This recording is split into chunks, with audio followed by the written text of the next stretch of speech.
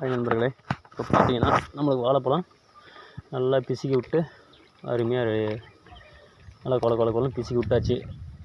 இது அப்படியே நம்ம வெயிலில் விட்டுற வேண்டியது தான். மேலே மூடாப்பு மாதிரி போட்டு நல்லா கழுவி விட்டு நுர வந்துருச்சு. இப்போவே பார்த்திங்கன்னா நம்மளுக்கு ஒரு 30 கிலோ வாழைப்பழம் கிடச்சி. அதை வச்சு இயற்கை பொட்டாசு தயாரிக்கிறோம். இயற்கை பொட்டாசு 2 விதமாக தயாரிக்கலாம். பழத்துக்கு கூட நாட்டு சர்க்கரை போட்டு தயாரிக்கலாம். நான் மீனமில் யூஸ் பண்ணுறதுனால அதனுடைய தேவை குறைவு. அதனால் எனக்கு பொட்டாஷ் சக்தி நுண்ணூட்ட சக்திக்கோசரம் வாழைப்பழ கரைசல் போட்டிருக்கேன். இது நாம் நீர் வழியாகவும் கொடுக்கலாம், ஸ்ப்ரேவும் பண்ணலாம். பாருங்கள் எப்படி நல்லா வந்துருக்குது.